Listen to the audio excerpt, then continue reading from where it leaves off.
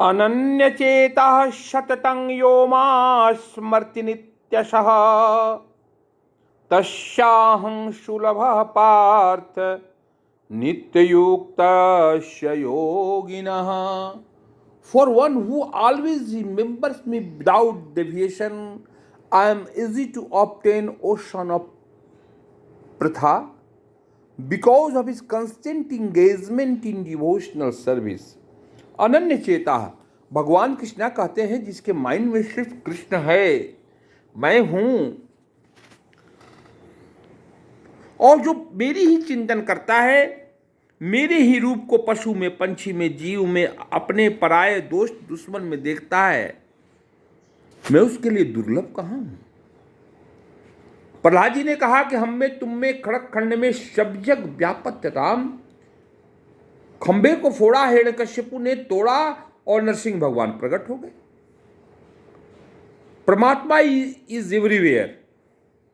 When we call him he will come, but he will come only by your non-deviated thoughts. You have deviated thoughts, he will not come. If your thoughts are non-deviated, you have surrendered yourself to Krishna, Krishna will definitely come.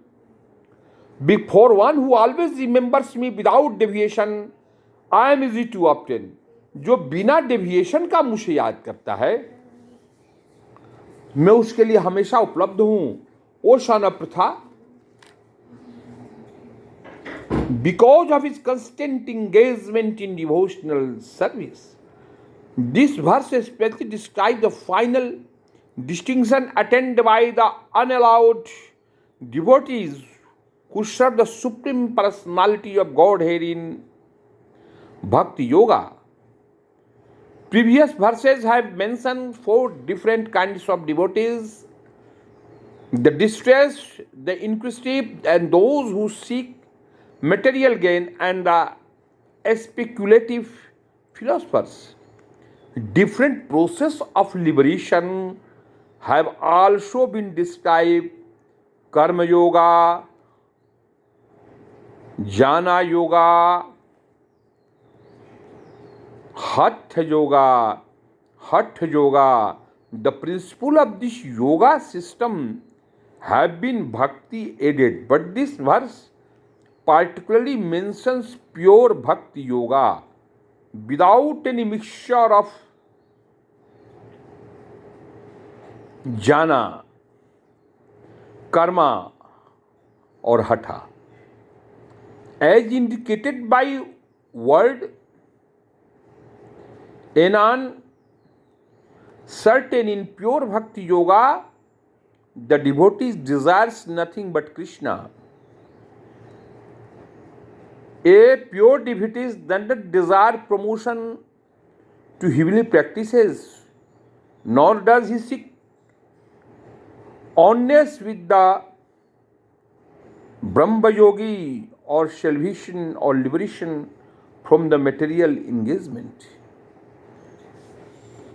इसमें भगवान कृष्ण कहते हैं कि तुम मुझको याद करो और डिविएट मत हो जाओ. किसी भी चीज से तुम्हें डिविएट नहीं होना है. You will have to know the facts and you should be surrendered. अनन्य रूप में तुम मेरी भक्ति करो, तुम ये प्रयोग करो जिंदगी में, तब तुम देखो कि मैं तुम्हारे लिए सदा सर्वदा सुलभ रहता हूं.